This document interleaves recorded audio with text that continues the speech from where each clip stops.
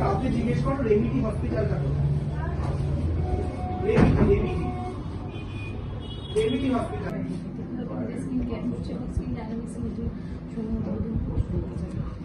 দেখো স্কিনের তো কেয়ার বড় শীত সবসময় আমাদের নিতে হয়, কারণ আমরা যেহেতু পারফর্মিং আর্টিস্ট, আমাদের স্টেজ পারফর্ম করতে হয় এবং আমাদের ট্রাভেলও প্রচুর করতে হয়, কারণ এক একটা দেশে এক একটা টাইম।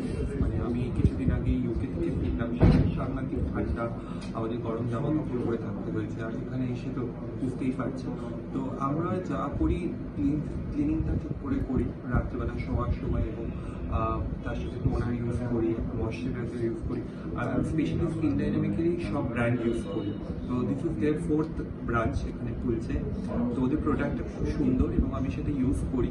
এবং skin dynamic is like our family. আমার যে ওনার যারা এটার owner, he is my very good friend, এবং তার সাথে পাপড়ি যেন অ্যাসোসিয়েটেড হয়েছে। তো ডেফিনেটলি এখন স্কিনের কিছু হলে বাড়ির সামনেই আছে, দৌড়ে চলে আসতে পারবো, অনেক দূর যেতে হবে না।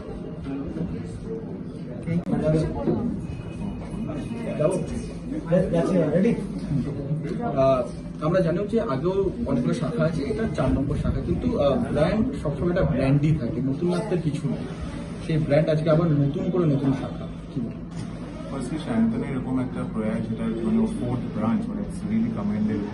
এবং আমাদের শহরে স্কিন বা ত্বকের যত্ন নিয়েও সবাই, যারা আমরা ইন্ডাস্ট্রিতে কাজ করি ক্যামেরার সামনে বা পেছনে, সবাই এটা ভীষণ কশাস, এবং সেটার জন্য যে এরকম স্পেসিফাইড এবং ওর যে ট্রেন এক্সপিরিয়েন্সটা সেটাকেও সবার সাথে শেয়ার করছে with his brand, which is very important. এবং ওর যে ব্র্যান্ডের প্রোডাক্ট বা সব কিছু নিয়েই তো ওর 4 নম্বর ব্রাঞ্চ তার এমনি এমনি হয়নি।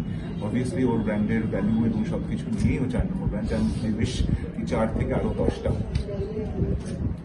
আপনি কি নিজেও এই ব্র্যান্ডের প্রোডাক্ট ইউজ করেন? আমি খুবই কম ইউজ করেছি, বাট আমি নিজে অন্য যারা ক্যামেরার সামনে রেফার করে তাদের সবসময় রেফার করি, বিকজ আমি যতটা যত্ন নিই, কিন্তু আমার যাদের জন্য কাজ করি, যাদের আমি স্টাইল করি বা যাদের জন্য আমি ফ্যাশন করি, তাদেরকে আমি অলওয়েজ রেফার করি। Thank you. স্পেশাল সেটা হচ্ছে 4th ব্রাঞ্চে আমার কসমেটোলজির সমস্ত ট্রিটমেন্টের সঙ্গে একটা অ্যাড অন স্যালন সার্ভিস রয়েছে। এই স্যালন সার্ভিসটা আমার অন্যান্য ব্রাঞ্চে ছিল না।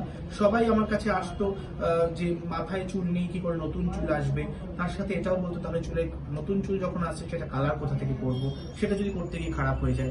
এগুলোর কথা ভেবে আমি স্যালন সার্ভিসটাও নিয়ে এসেছি, যাতে মানুষ এখানে এলে এক ছাদের তলায় সব কিছু পায়।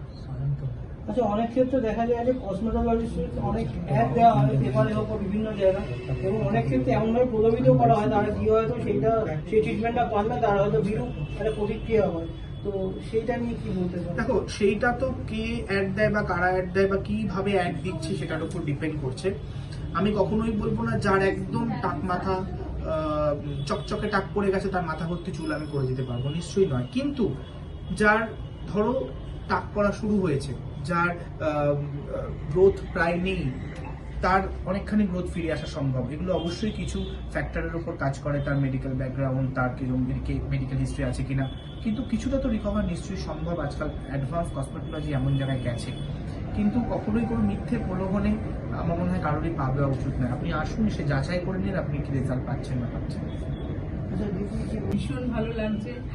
আর 3টে ব্রাঞ্চে যখন ও শুরু করেছিল ওর সাথে আমরা সবসময় ছিলাম।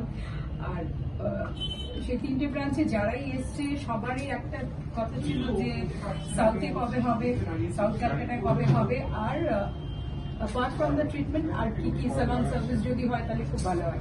তো সেটা নিয়ে আমরা একটু আলোচনা করলাম, করে এটা শুরু করলাম।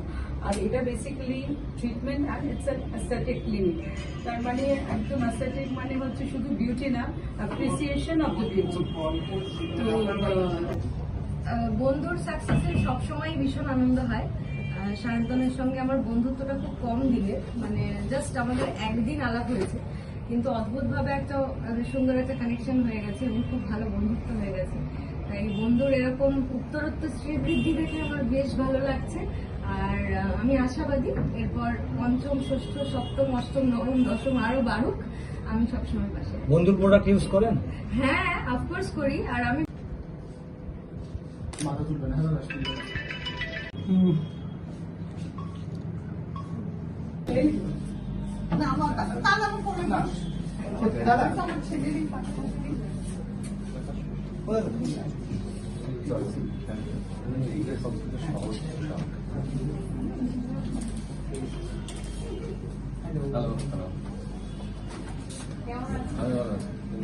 ওদেরকে ডেকে না আমাদের চ্যাকেট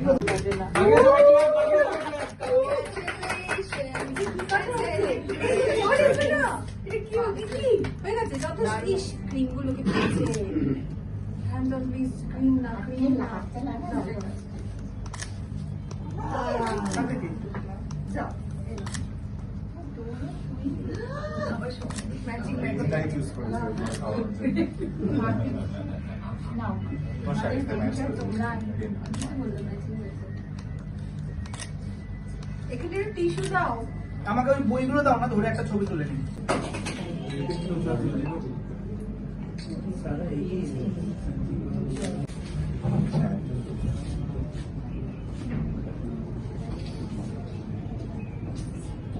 Thank you.